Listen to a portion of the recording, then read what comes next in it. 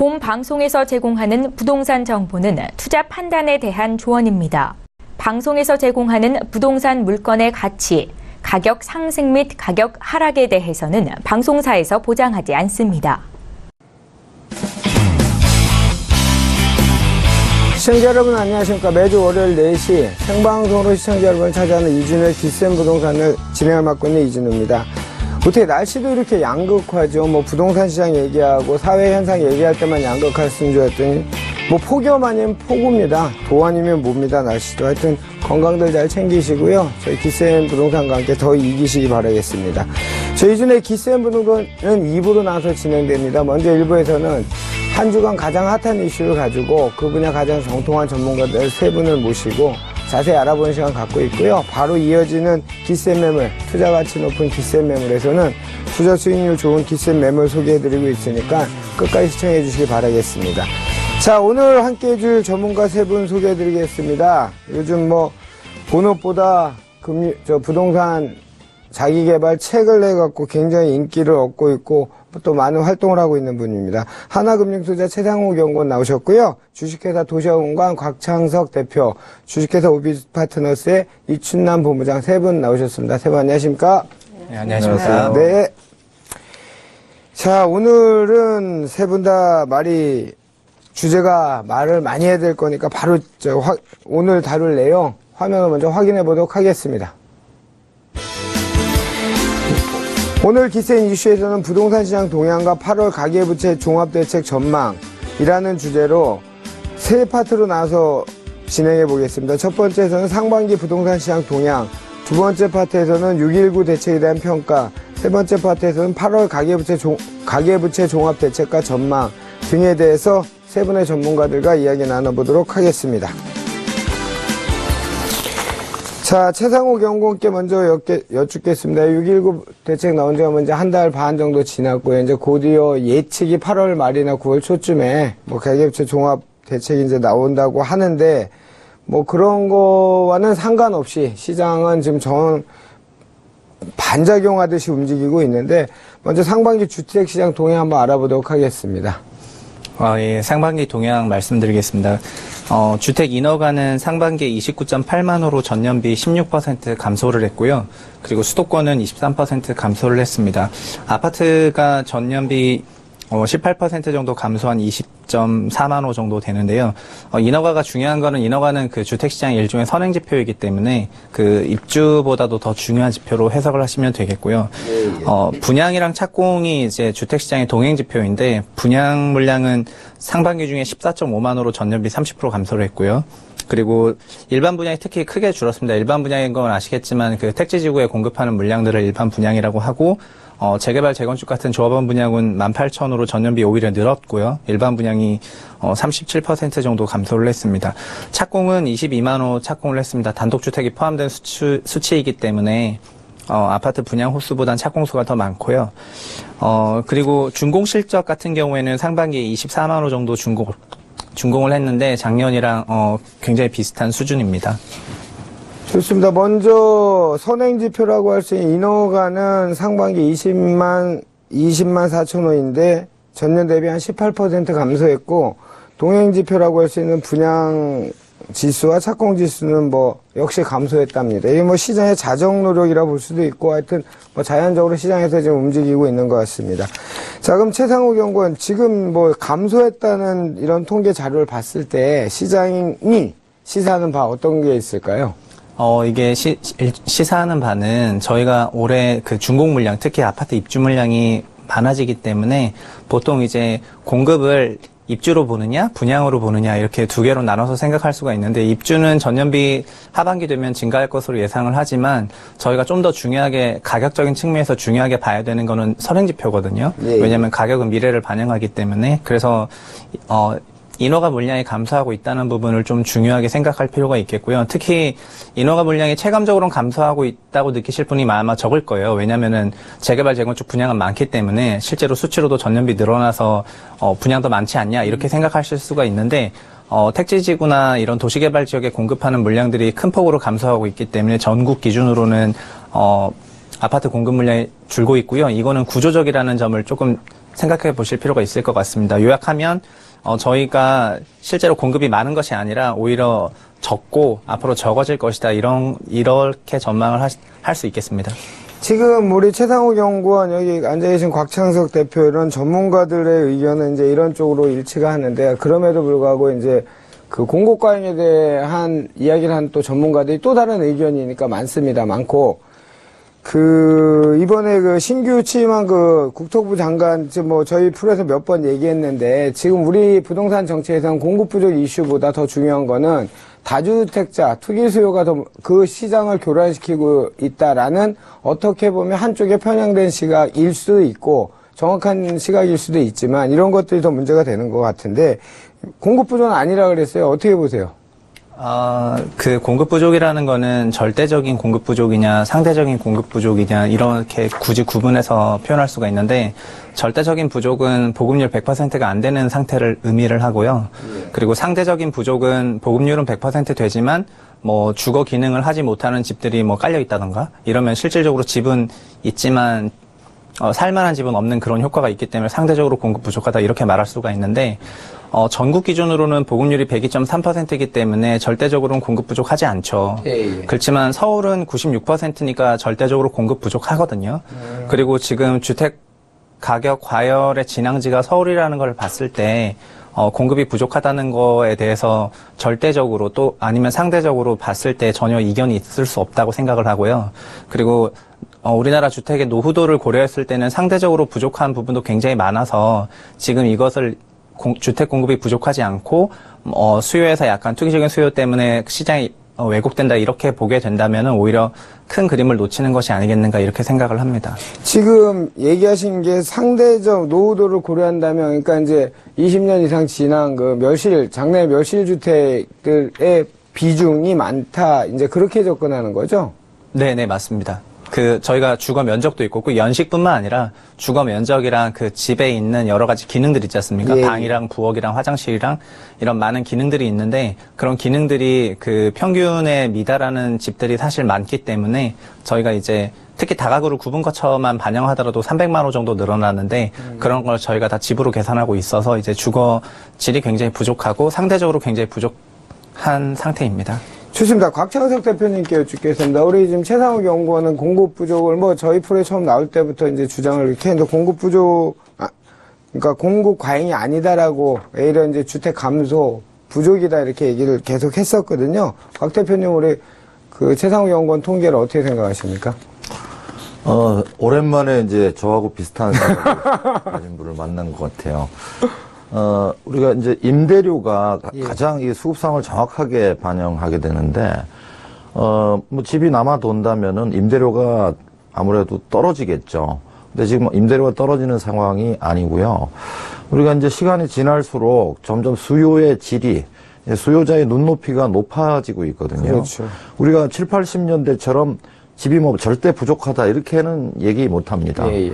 그런데 살고 싶은 집은, 한참 위에 있는데 실제 지어져 있는 집은 그 눈높이에 맞출 수 있는 집의 숫자가 매우 제한되어 있기 때문에 결국은 질적인 부족 사태라고 봐야 되고요. 또 특히 우리가 공동주택 아파트 문화다 보니까 이 집을 당장 뚝딱 지어낼 수가 없거든요. 예. 이런 이제 시차 또 지금 정책을 한다고 해도 이 정책에 따른 시차 이런 것들이 있기 때문에 지금 현재 상황은 어떤 시각이냐에 따라 달라질 수는 있지만은 저는 공급 부족이 맞다고 생각을 합니다. 곽창석 대표님께서 오래간만에 의견이 같은 전문가를 만났다 이렇게 얘기했습니다. 공급 과잉은 아니고 공급 부족이 될 수 있는 여지가 많다. 상대적 또는 질적인 부족 상태. 또 이 갭이란 게 있지 않습니까? 아파트 인허가 내에서 입주까지 시간, 공급 간극을 메울 만한 정책이 없다. 이제 이렇게 정리하면 될 것 같습니다. 자, 이춘남 본부장님은 여기 참석을 하신 현장 전문가신데 시장 분위기는 어떠세요? 지금 일반 투자자나 실거주자들은 통계적으로 이런 숫자를 다 정확히 이해하기는 사실 어려워요. 어렵고, 지금 재건축 이주를 기다리고 있는 많은 강남의 재건축 이주 단지들도 지금 삶의 퀄리티가 많이 떨어지는 그런 집들이에요. 그러니까 예를 들어서 뭐 30평형 기준에서 강남에 그 아파트 매매가가 지금 17억에서 19억 정도 합니다만은 전세가는 2억 5천에서 3억 정도거든요.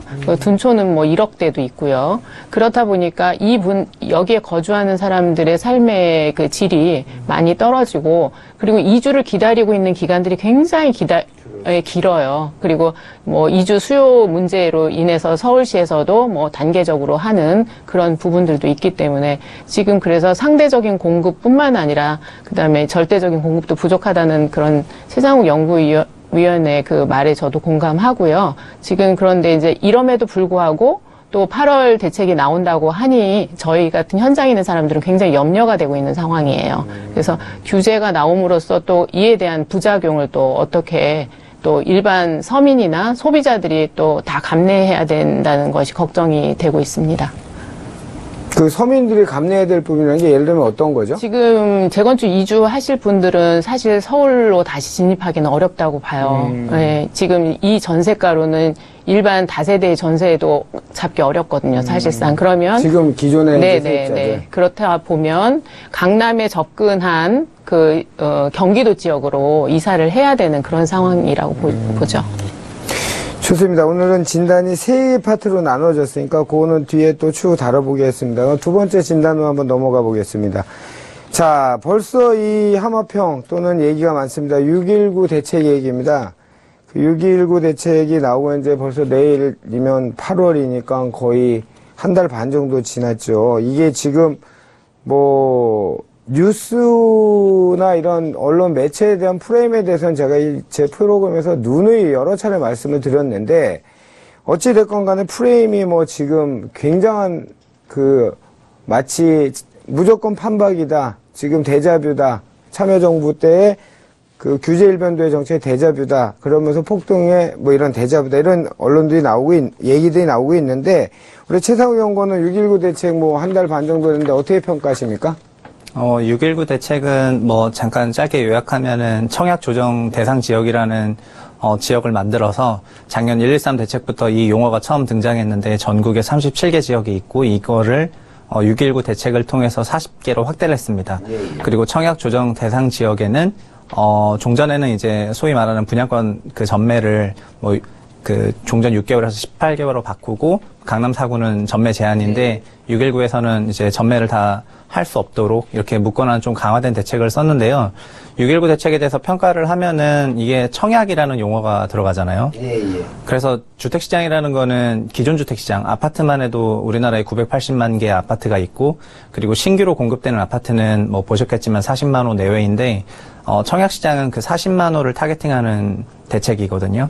그런데 지금 시장에서는 기존 주택 전체, 그러니까 약 980만 개의 주택 전체에서 신축이 20% 미만, 그리고 30%는 뭐 21년 이상 된 노후 아파트, 그리고 10년에서 20년 된 게 한 50% 정도 되기 때문에 사실 주거지일 주택의 그 믹스 문제로 인해서 신축 가격 강세로 나오고, 기존 주택 부족한 것 때문에 기존 주택 선호 현상으로 이렇게 기존 주택 시장이 나름 뜨거운데, 그 대책은 청약 시장에만 약간 포커싱 되어 있기 때문에 정교하지 못하다고 생각을 하고요. 그래서 대책 발표 이후에 약간 투기적인 수요에 대해서 규제하는 그런 듯한 뉘앙스는 좋지만 구조적으로 기존 주택 시장을 잡을 수는 없는 거죠. 그런 얘기 했었어요. 저희 프로에도 나오신 분도 그런 얘기 했었고, 그 참여정부 때 그런 거랑은 지금은 여러 상황이 틀리다. 그러니까 이거는 그전처럼 뭐 풍선 효과나 이런 것이 발생하지 않을 것이다. 이제 그거는 그분의 그때 당시의 주장이었으니까 존중하고, 그런 얘기를 했음에도 불구하고 여지없이 또 뭐 풍선 효과, 투기의 장, 이런 용어들이, 살벌한 용어들이 또 등장하고 있습니다. 자, 곽 대표님은 저랑 방송을 뭐 여러 군데서 하셨는데, 그 6.19 대책 당시 이런 얘기를 하셨던 것 같은데, 지금 이제 과열, 뭐 이런 또 프레임에 대해서 어떻게 보십니까? 왜 이런 현상이 나타난다고 보십니까? 우선 팩트부터 보면은요. 예.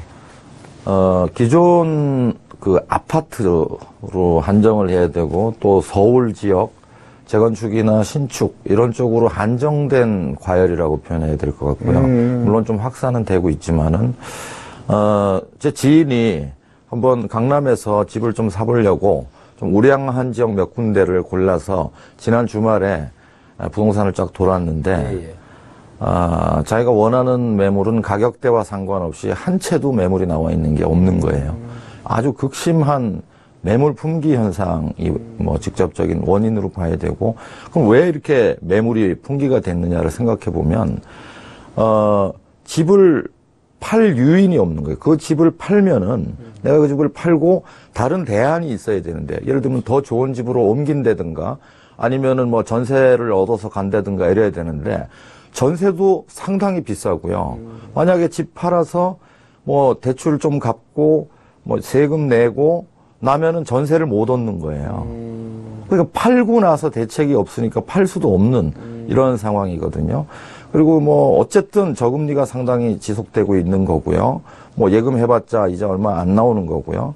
또 지난 참여정부 이후에 어쨌든 그 규제가 아직도 남아있는 상황이거든요. 종부세도 남아있고. 일종의 규제에 대한 내성도 상당히 오랜 기간 축적됐다고 봐야 됩니다. 말하자면 급하게 던질 사람들, 많이 투자를 해가지고 막 돈이 딸리고 하는 이런 사람들이 많이 있어야 매물이 나올 텐데, 그런 것들이 지난 한 10년 동안 내성이 쌓였고 에너지가 축적돼 있다고 봐야 되거든요.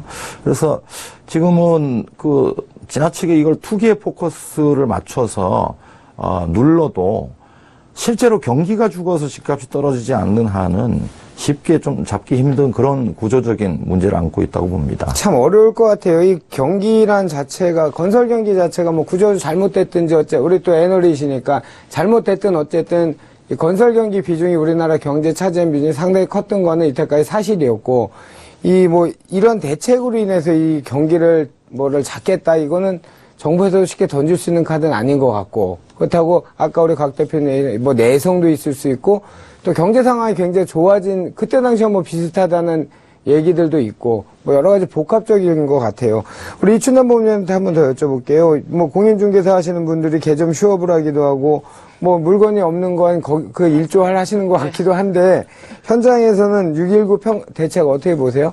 지금 현재 6.19 대책 이후에 시장 상황은 더 가파르게 상승장을 지금 형성하고 있기 때문에 지금 매도자나 매수자나 다들 놀라고 있는 상황이에요. 그리고 실제적으로 뭐 매물을 내놓았다가도 예를 들어서 뭐 내 매물을 한 10억 정도 상승장에 내놓았다면 이제 매수자가 매매 계약을 하겠다고 연락이 오면 다시 보류하고 뭐 이런 식으로, 그 다음에 다시 11억에 내놓고 다시 보류하고 뭐 이런 식이 반복되고 있어요. 그리고 지금 현재 저에게 상담을 많이 요청하는 분들 중에서 한 3분의 1 정도가 지방에서 투자를 원하시는 분들이거든요. 그러다 보니까 지금 지방에서도 원정 투자로 서울로 지금 진입하고 있다는 이런 문제도 좀 큰 문제로 지금 보고 있습니다.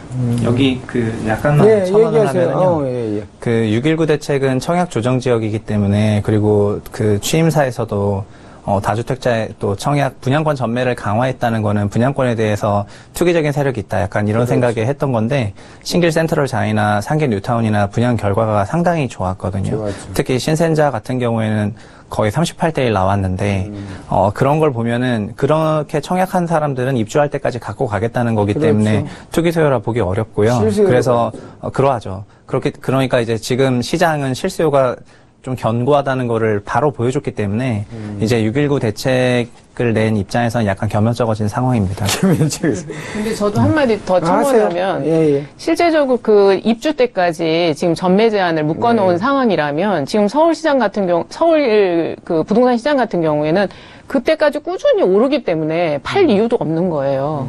그러니까 가격 상승이 굉장히 높은 구간이거든요. 그 구간이. 그러다 보니 분양만 받으면 돈이 되고, 그 분양권 시장이 회전이 안 되더라도 매수한 그 분양을 받은 사람들은 그 이익을 끝까지 가지고 간다는 거죠. 지금 공급이 부족하다 보니까. 그러니까 시간이 곧 돈을 벌어준다는 것이 그 보통 매수자들의 생각이다 보니까 물건을 잡으려고 하는 사람들이 더 많아지고, 또 지방에서까지 올라와서 이제 투자를 하는 경향이 많아지는 거죠. 참, 애초에 시장을 잡겠다 표현이 좀 이상하지만, 규제를 하는 목적에는 시장은 정말 살아 움직이는 것 같아요. 유기체 같아요. 이 시장의 자정 능력이라 볼 수도 있고, 너무 뭐 비웃듯이 반작용하듯이 이렇게 나오는데 좋습니다. 우리가 지금 안 된 거만 비판만 하고 있는 것 같은데요. 곽 대표님, 그래도 이 6.19 대책이 혹시 순기능, 어떤 시장에 주는 순기능적인 시그널이나 어떤 게 혹시 있지 않을까요? 단기에 아주 과열될 수 있는 거를 좀 이제 누르는 역할은 하는 거죠. 그래서 6.19 대책 이후에 한 2, 3주 정도 눌렸거든요. 예, 예. 그리고 앞으로 더 강한 추가 대책을 낼 수 있다는 시그널을 보냈기 때문에 지금도 보면은 그게 뭐 순기능일 수도 있고 역기능일 수도 있는데 이제 추가 대책 나오면은 집값이 좀 떨어지겠구나 하는 기대를 가지게 만든 것. 뭐 이게 순기능일지는 모르겠지만은 어쨌든 그런 기능은 하는 것 같습니다. 그게 내성을 주는 거 아닐까요? 그럴 수도 있죠. 네. 좋습니다. 최상우 연구원께 질문하겠습니다. 6.19 대책 평가는 뭐 이 정도 해야죠. 뭐 지나간 대책이고 지금 시장의 반향은 또 마치 의도하는 반작용하는 이런 결과가 나왔으니까 이 정도 하고 8월 가계부채 종합대책에 이번에 지금 또 프레임들 만들어진 거 봐서는 지금 뭐 오늘 이제 경제 매체 나온 걸 보니까 뭐 도시재생 뉴딜 사업까지 건들면서 이러다 보니까 갈 곳 없는 유동 자금들이 그런 투자처 묻지마 투자하면서 투기의 장으로 또 변한다. 이렇게 또 센 프레임이 만들어지고 있거든요. 그래서 예측을 한번 해보자고요. 뭐 누구나 그 정도는 예측을 그럴 것이다 하는 것들 있잖아요. 8월 종합대책 어떤 게 나올 거라고 보십니까? 8월 종합대책에 대해서 저는 사실 그렇게 깊은 생각을 지금까지 해오지 않았었는데. 그래요? 최근에, 6.19 이후에도 기존 주택 시장 중심으로, 특히 종전에는 뭔가 재건축, 재개발 중심으로 가격이 좀 튀었다면은 지금은 기존 주택 시장 중심으로 가격이 움직이고 있기 때문에, 이 부분에 대해서, 그리고 얼마 전에 대통령의 말씀도 있었잖아요. 뭐 피자를 돌리겠다. 부동산 가격을 잡으면 그런 얘기도 했기 때문에 뭐 본격적으로 청와대에서 관심 갖고 대책을 내면은, 비교적 좀 강력한 규제책이 나오지 않겠느냐 이런 분위기가 지금 형성됐다 생각하고 8월 말에 부동산 대책이랑 가계부채 종합적으로 관리하는 그런 방안이 나온다고 생각은 합니다. 예. 그래서 뭐 투기과열지구라 뭐 등등 여러 얘기들이 나오는데 기본적으로 이 정부는 가계부채 증가에 대해서는 부담을 분명히 느끼고 있는 건 맞고요. 그리고 가계부채 증가의 주된 주된 형태가 주택담보대출이랑 이런 특히 전세라든가 이런 부분을 통해서 올라오는 것도 인식을 하고 있기 때문에 그리고 분명히 다주택자에 대해서도 고칠 점이 있긴 있거든요.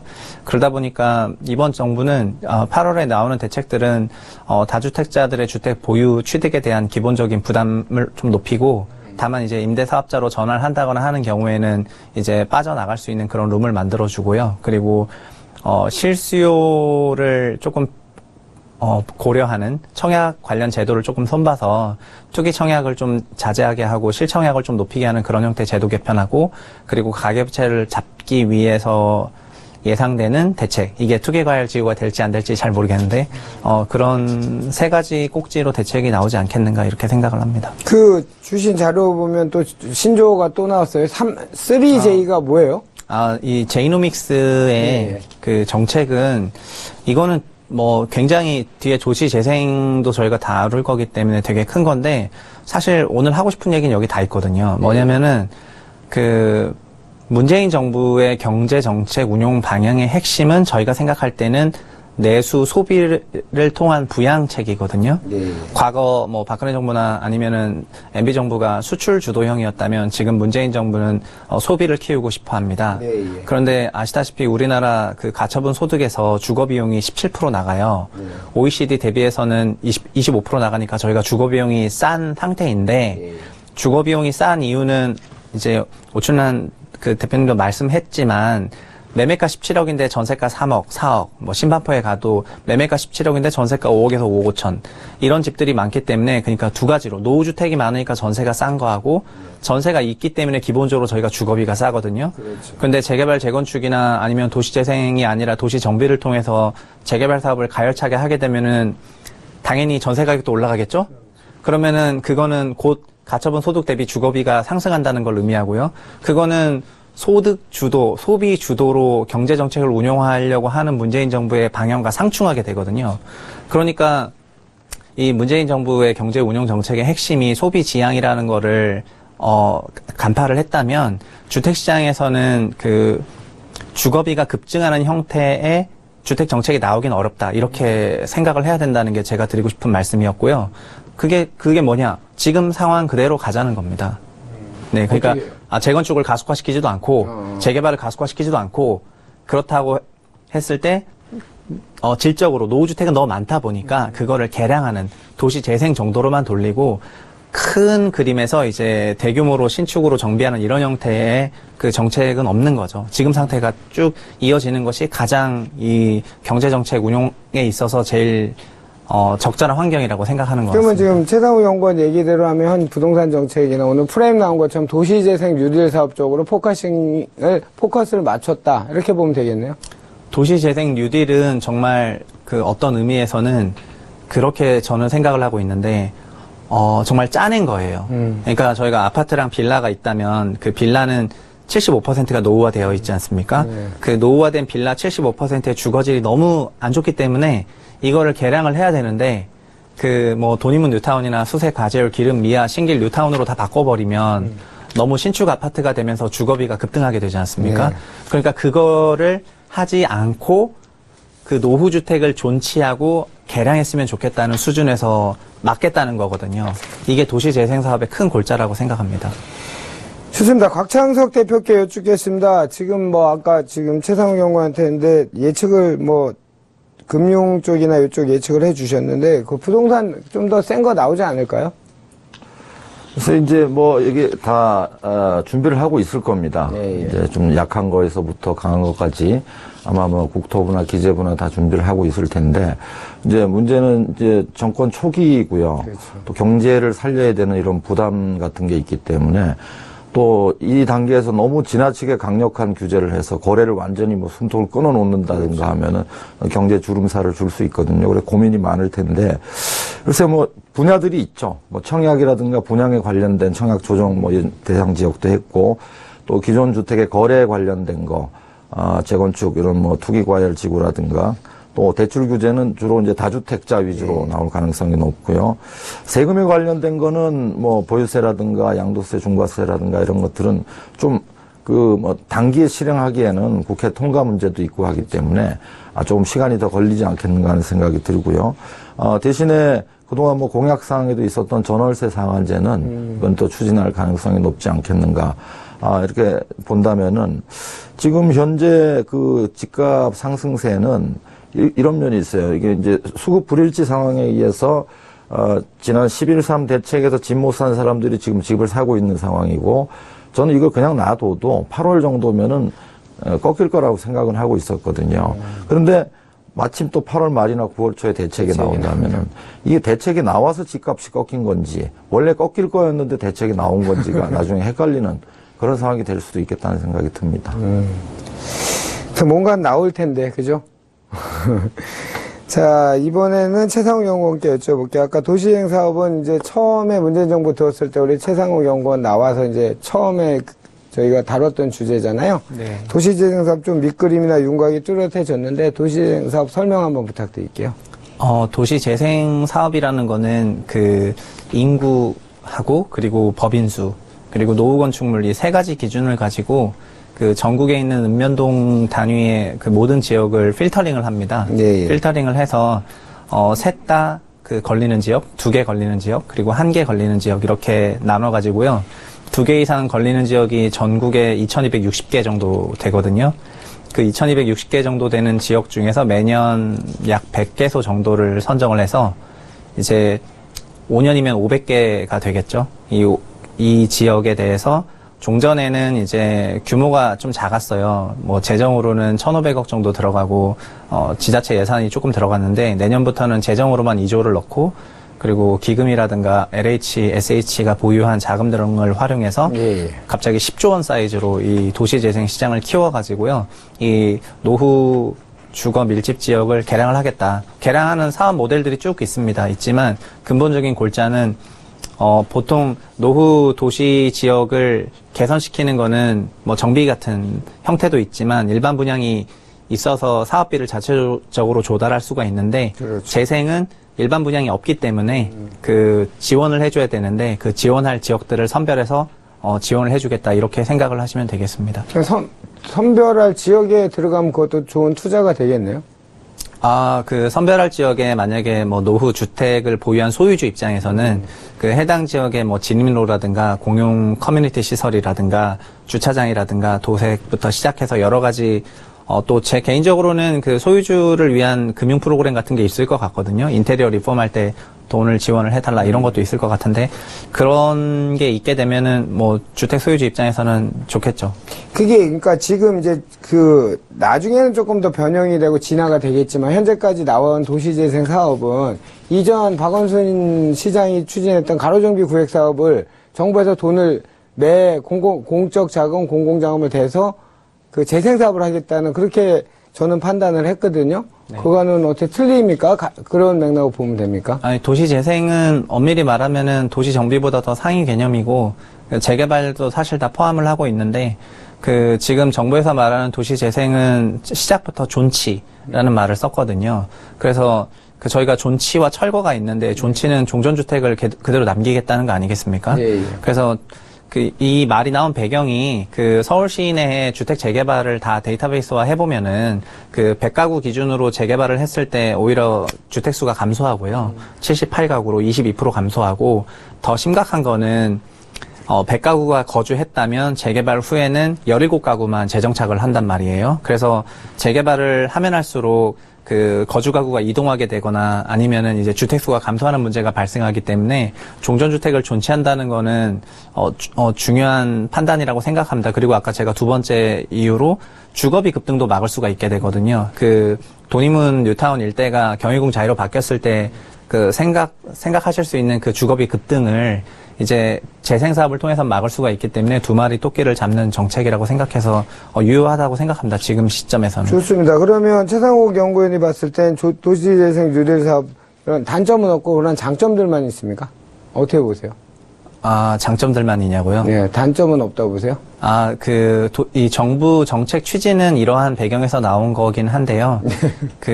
단점인 경우에는 아무래도 이게 정보가 좀 폐쇄적으로 유통되는 게 부동산 시장이다 보니까 폐쇄적으로 유통되는 부동산 정보를 가지고 약간 투기적으로 활용할 수 있는 그런 또 움직임이 나타날 수 있다고 생각하는 부분들은 좀 잘 통제를 해줬으면 좋겠습니다. 네.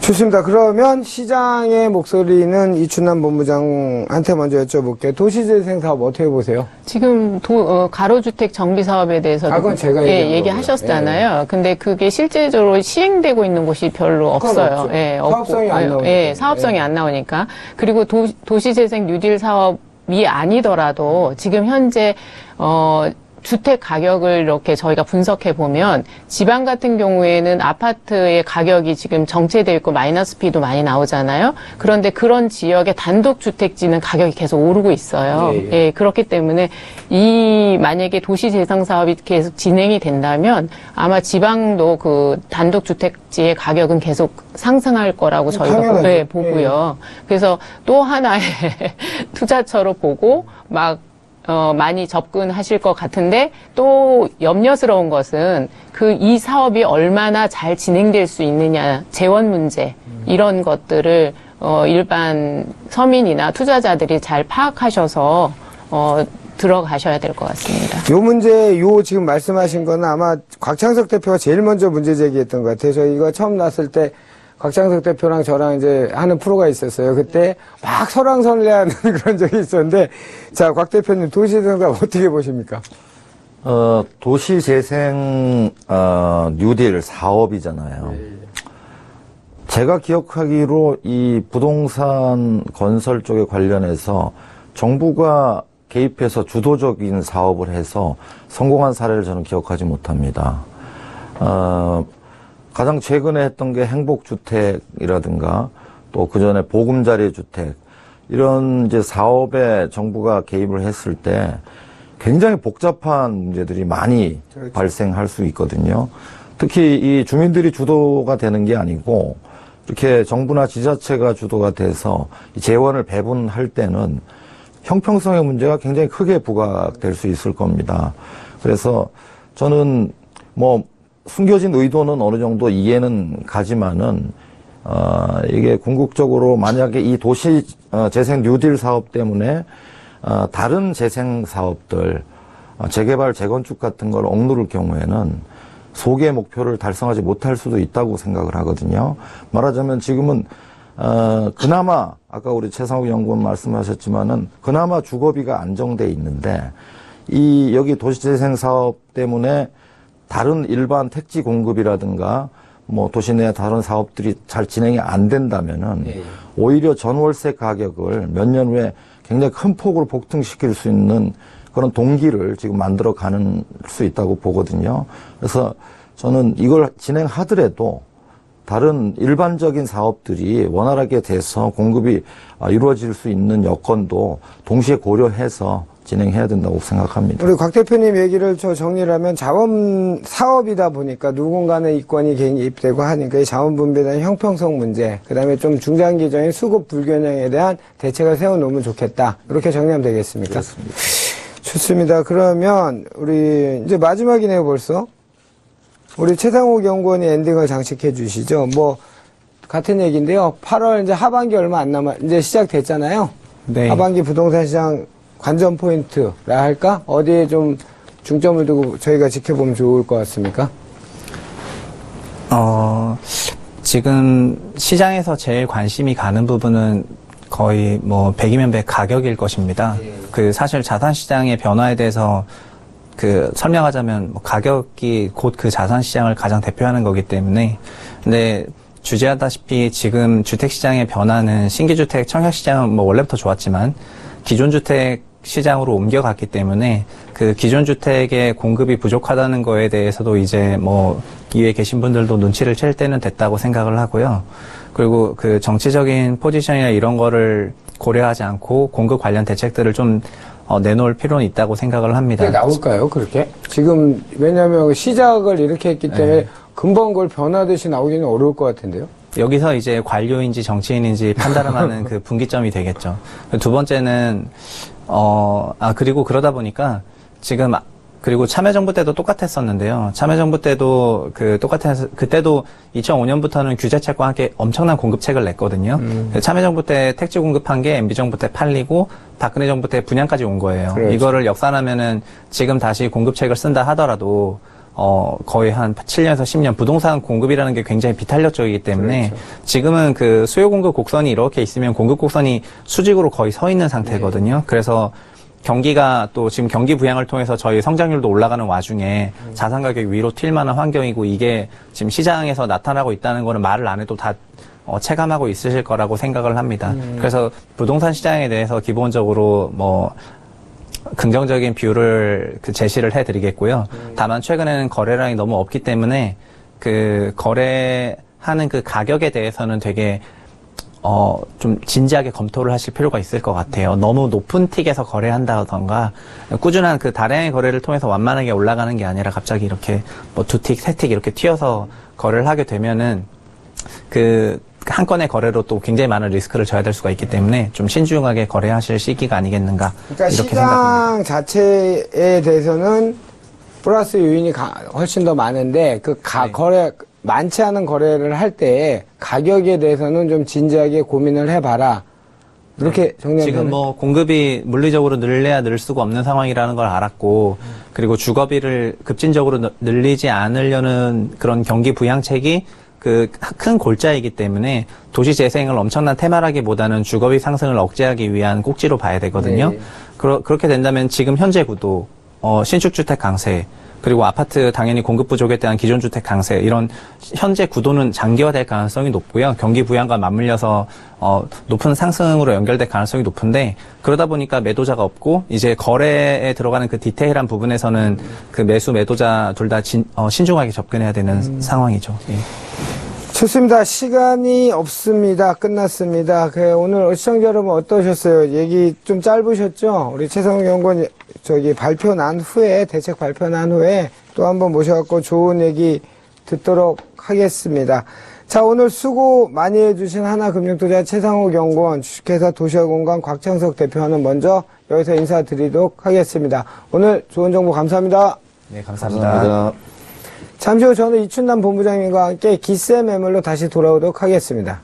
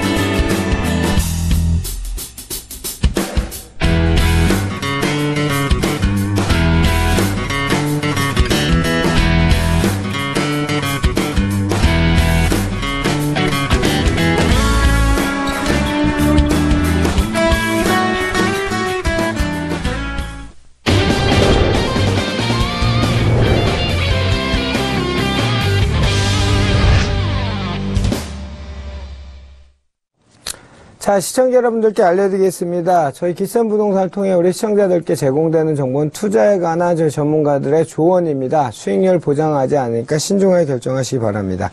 자, 참여하실 수 있는 방법 알려드리겠습니다. 요즘 머리 아파 죽겠어 혼란스러워 라는 부동산 문제 저에게 모두 연락 주십시오. 투자에 관한 방법 또는 고민 다 해결해 드리도록 하겠습니다. 서울전화입니다. 02-3153-2592, 3153-2592나 무료 문자 013-3366-0110으로 문자 주시면 저희 전문가들이 빠르고 정확한 정보 드리도록 하겠습니다. 방송이 끝난 후에도 연결 가능하니까요. 잊지 말고 많이 연락 주시기 바랍니다.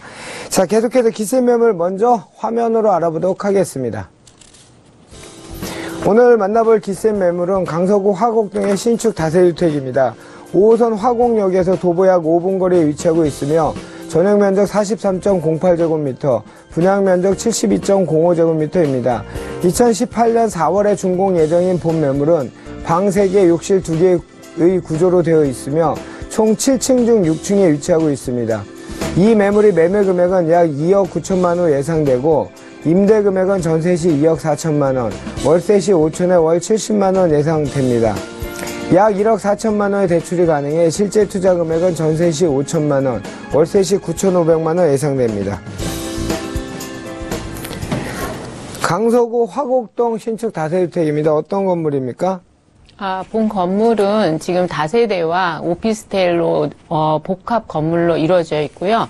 두 동으로 이루어진 그 단지형 건물입니다. 그리고 화곡역에서 도보로 5분 거리이기 때문에 입지가 아주 좋고요. 전용 면적 43.08제곱미터, 분양 면적 72.05제곱미터이고요. 방 3개, 거실, 욕실 2개 구조이고 옵션으로는 시스템 에어컨과 가스레인지가 지금 들어가 있습니다. 그리고 2018년 4월 준공 예정인 건물입니다. 좋습니다. 매물이 위치한 강서구 화곡동입니다. 화곡동. 자세한 입지 설명 부탁드립니다. 5호선 화곡역에서 도보로 5분 거리 내에 있고요. 2호선 까치산역이 도보 10분 거리 내에 있습니다. 9호선 가양역은 1.8km고요. 급행이 서는 위치이고요. 공항철도선인 김포공항역이 도보 20분 거리에 위치해 있고 김포공항의 백화점이라든가 영화관, 문화공간 등이 이용 가능합니다. 또한 재래시장 화곡 본동시장이 자리 잡고 있어서 주거지역으로는 아주 편리함을 더해주고 있습니다. 현재 또 재검토 중인 서부광역철도가 연결이 만약에 된다면 화곡역에서 2호선을 이용하실 수 있을 것 같습니다. 본 신축 다세대에서 도보 3분 거리에 우장초등학교하고 다양한 프로그램을 운영하는 강서문화원이 바로 옆에 인접해 있습니다. 그리고 우정산 공원이 인근에 위치하고 있기 때문에 실생활이나 투자를 위한 입지를 충족시키고 있다고 볼 수 있겠습니다. 그 서부 광역철도 광역 그거는 아직 확정은 안 됐고 지금 진행 중이죠. 네, 재검토 중입니다. 그 부천에서 홍대까지 2호선 라인이 연장되는 거죠. 네. 좋습니다. 가격 알아보겠습니다. 강서구 화곡동 신축 다세주택 가격은 어떻게 형성되어 있습니까? 매매 가격은 2억 9천만 원이고요. 전세 시 2억 4천만 원 가능합니다. 월세는 보증금 5천만 원에 월 70만 원 정도 예상하고 있고요. 대출은 1억 4천만 원 정도 예상하고 있습니다. 실투자 시 전세 시는 5천만 원 소액 투자 가능하시고요. 그리고 월세 시는 9,500만 원 준비하면 될 것 같습니다. 강서구 화곡동의 신축 다세대 주택의 추천 포인트 여러 가지 있을 것 같은데 자세한 설명 부탁드립니다. 네, 서울시에서 지금 발표한 그 자료에 따르면 서울시 25개 전체구 중에서 가장 인구가 많은 곳이 송파구, 그리고 다음에 강서구, 강남구 순입니다. 그리고 또 인구 증가 추이를 보면 지금 2000년대 이후에 가장 많은 인구가 늘은 지역이 바로 강서구 그리고 구로구인데요. 지금 부동산의 미래 가치를 볼 때 인구 이동에 따른 영향력이 매우 크다고 보고 있기 때문에 이런 주거용 부동산을 투자할 때 매우 추천 포인트로 말할 수 있을 것 같고요. 두 번째는 마곡 도시개발 지역에 약 110만 평에 지금 현재 LG 사이언스가 1차적으로 이제 입주를 할 예정이고요. 그리고 2020년대에 또 3만에서 4만 명 정도의 그 LG 사이언스 직원들이 입주할 예정입니다.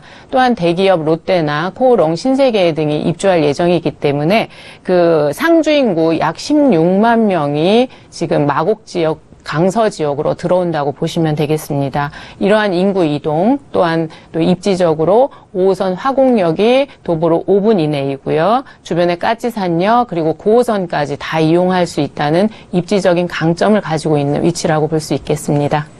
중요하죠. 부동산의 가치를 평가할 때 그 인구 증가, 그다음에 땅값, 지대 상승, 이거 가장 척도로 보는 이 두 가지가 강서구하고 구로구가 제일 많이 늘었으면 강서구는 마곡지구 때문에 그럴 거고. 아니 지금 2000년 이후에 계속 인구가 늘은 거니까 마곡지구 때문이 아니라 강서구에 계속 인구가 유입되고 있고 그리고 마곡 그 지구 때문에 더 인구가 늘어날 수 있다고 보는 거죠. 또 가산 디지털 센터, 네, 맞습니다. 옛날 구로공단이 네. 이제 발전한 그런 영향이겠죠. 네.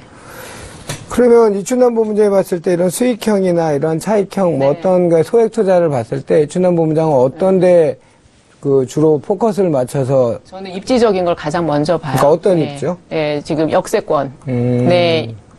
지금 서울 전 지역에 아파트가 됐던 다세대가 되었든 투자할 때 가장 제가 추천하는 포인트는 입지적인 건데요. 역세권의 뭐 10분 이내 거리 그런 것들이 가장 중요하고 또한 지금 아까도 반복적으로 말씀드린 것처럼 인구 유동해서 유입 인구가 많은 곳 그런 것들은 그냥 예를 들어서 저희가 이제 투자를 해놓으면 좋은 씨앗을 심어놨다라고 표현하면 맞을 것 같습니다. 그러면 그 씨앗을 심어놓으면 그 가격이 상승을 타고 흐름을 타고 꾸준히 올라가 주는 모습을 우리가 계속 보아왔었고 그래서 이제 추천 포인트로 말씀드릴 수 있을 것 같습니다. 강서구 화곡동 다세주택 관심 갖는 시청자를 위해서 전체적 정리와 함께 투자 시 유의사항 설명 부탁드립니다. 네, 매매 가격은 2억 9천만 원이고요. 전세는 2억 4천만 원이기 때문에 5천만 원 갭 투자로도 접근하실 수 있고 또 월세는 보증금 5천만 원에 약 70만 원 예상하고 있습니다. 그래서 수익형으로 접근하셔도 좋을 것 같고요. 그리고 투자 포인트 외에 주의할 점 같은 경우에는 우리가 보통 이런 다세대를 매입할 때 약 한 1,000만 원이나 500만 원 정도 여윳돈을 가지고 접근하신다면 충분하게 수익도 예상하면서 그리고 건강한 투자를 할 수 있는 그런 방법인 것 같습니다. 오늘의 기스앤 매물은 강서구 화곡동 신축 다세주택이었습니다. 이슈도 소개를 해주셨고 기스앤 매물 소개해주신 이춘남 본부장님 수고하셨습니다. 감사합니다. 자, 알려드리겠습니다. 저희가 8월 5일 토요일입니다. 오후 6시부터 부산에서 세미나를 합니다. 부산에서 금요일 그 최원철의 상가 SOS는 최원철 교수, 그 다음에 출연하는 부산 전문가 안호원 대표, 그리고 저, 이렇게 해갖고, 주제는 4차 산업혁명 미래사회의 부동산 성공 전략 세미나라는 주제로 부산 온천장에 가면 농심호텔이라는 데가 있습니다. 농심호텔 대청홀에서 저희가 6시부터 세미나 진행하니까요. 부산 경남 지역 계신 분들은 아주 큰 좋은 소식일 것 같아요. 오셨고 제 얼굴도 보시고요. 최원철 교수 얼굴도 보시고 궁금한 거 물어보시고 좋은 정보 얻어가시기 바라겠습니다. 자, 오늘 기스앤 매물 화면으로 다시 한번 확인해 보도록 하겠습니다.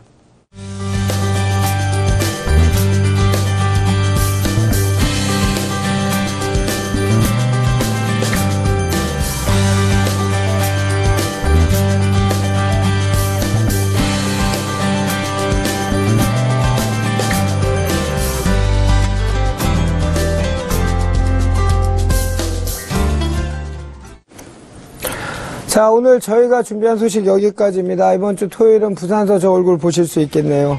그 폭우와 폭염이 딱 양극화가 제일 심한 것 같습니다. 부동산 시장만큼 심한 것 같은데 물난리 비 온다 그러면 관리 잘 하시고요. 뜨겁다 하시면 에어컨 너무 쬐지 마시고 건강 유의하시기 바라겠습니다.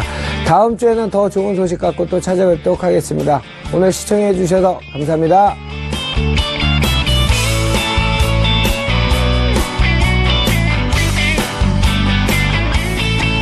본 방송에서 제공하는 부동산 정보는 투자 판단에 대한 조언입니다. 방송에서 제공하는 부동산 물건의 가치, 가격 상승 및 가격 하락에 대해서는 방송사에서 보장하지 않습니다.